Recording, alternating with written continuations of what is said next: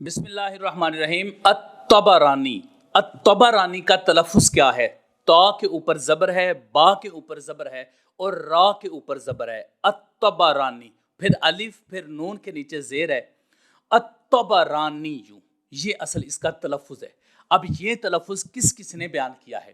سب سے پہلے امام سمعانی رحمہ اللہ نے اپنی کتاب الانساب میں اس کا تلفظ بتایا۔ آپ فرماتے ہیں الطبرانی بفتح البائی، بفتح الطائی والبائی والرائی، یعنی با، تا، با اور را کے اوپر فتح، تو یہ اصل میں بنے گا الطبرانی۔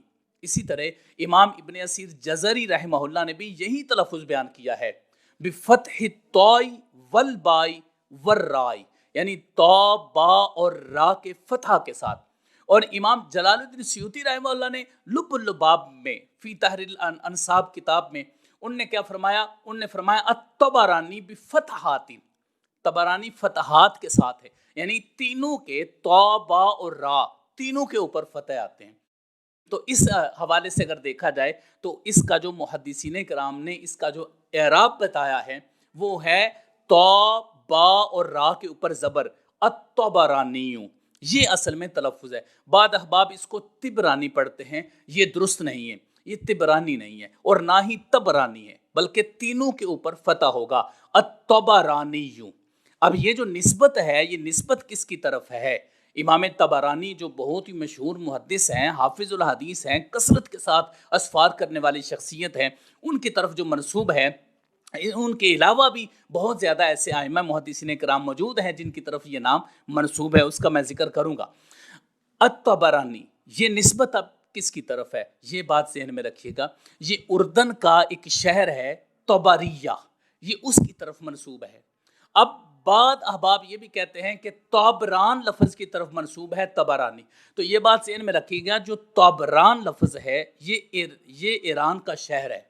طابران، اس کے بھی جو رہنے والے لوگ ہیں وہ بھی اپنے آپ کو طبرانی کہتے ہیں، لیکن وہ طابرانی سے پھر الف کو حذف کر کے طبرانی کہتے ہیں۔ لیکن جو دوسرے ائمہ ہیں، امام طبرانی جو محدث ہیں، مشہور محدث اور حافظ الحدیث ہیں، ان کی نسبت طابران کی طرف نہیں ہے، بلکہ ان کی نسبت طبریہ کی طرف ہے جو اردن کا شہر ہے۔ اب اس پر دلائل کیا ہیں؟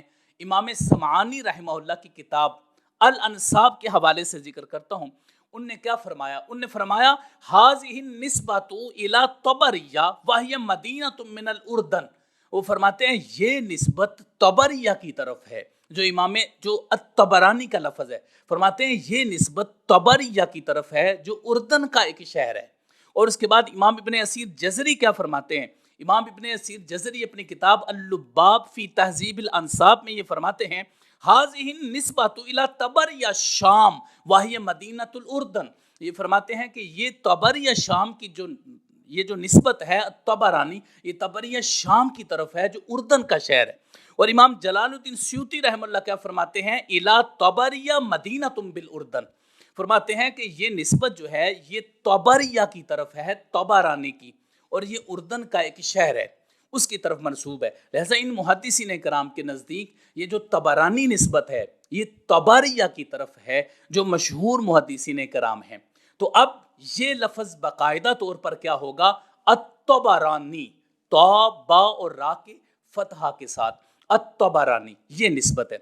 اب اس نسبت کے ساتھ امام طبرانی جو مشہور محدث ہیں، ابو قاسم سلیمان بن احمد بن ایوب لخمی الطبرانی رحمہ اللہ، ان پر باقاعدہ طور پر ہمارا ایک بیان موجود ہے۔ اگر آپ ان کی حالات زندگی کے بارے میں جاننا چاہتے ہیں تو ہمارا بیان سنیے ان پر، وہ ساری وہاں پر آپ کو واضح ہو جائے گا۔ تو یہ بہت ہی بڑے امام اور محدث، امام المحدثین، امام ابو جعفر الطحاوی رحمہ اللہ کے شاگرد ہیں، امام ابو القاسم سلیمان بن احمد الطبرانی رحمہ اللہ۔ آپ نے بہت زیادہ خدمات سر انجام دی ہیں۔ آپ کی جو مشہور کتاب ہے ان میں معاجم ثلاثہ ہیں، یعنی المعجم الکبیر، المعجم الاوسط اور المعجم الصغیر، یہ تقریباً 70,000 کے قریب احادیث پر مشتمل یہ تینوں کتابیں ہیں جو امام طبرانی رحمہ اللہ کی بہت بڑی خدمت ہے۔ تو یہ جو نسبت ہے الطبرانی، یہ امام طبرانی رحمہ اللہ کی طرف ہے۔ یعنی ان کی نسبت اس شہر کی طرف ہے جس کا نام طبریہ ہے۔ اس کے علاوہ اور کون سے لوگ ہیں جو اس نام سے جانے پہچانے جاتے ہیں؟ ایک ابو العباس ولید بن سلمہ طبرانی جو اردن کے قاضی اور فقیہ رہ چکے ہیں، وہ ہیں۔ پھر اس کے بعد ابو الفضل صالح بن بشر الطبرانی، ابو الفرج محمد بن ابراہیم الطبرانی، ابو الفرج محمد بن سعید الطبرانی اور ابو الحسین علی بن اسحاق، یہ بھی طبریہ کے قاضی رہ چکے ہیں۔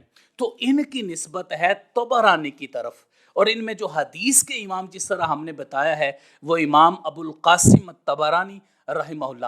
تو اس سے معلوم ہوتا ہے ہمیں کہ یہ جو طبرانی کا لفظ ہے اور اس کی جو نسبت ہے وہ طبریہ کی طرف ہے، اور ان ائمہ نے اسی نسبت کی بنیاد پر اپنا نام الطبرانی رکھا ہے۔ اللہ رب العزت ہمیں علوم الحدیث کی اس گہرائی میں اتر کر اس کو سمجھنے کی توفیق عطا فرمائے، اور وہ جو ائمہ جن نے اپنی ساری زندگی پیارے آقا علیہ الصلوۃ والسلام کی حدیث کے لیے گزاری ہے، ان کے جو القابات ہیں، اسماء ہیں، ان کو صحیح طریقے سے سمجھنے کی توفیق عطا فرمائے۔ آمین یا رب العالمین۔ وصلی اللہ علی حبیبی سیدنا محمد وآلہ وصحبہ اجمعین برحمتک یا ارحم الراحمین۔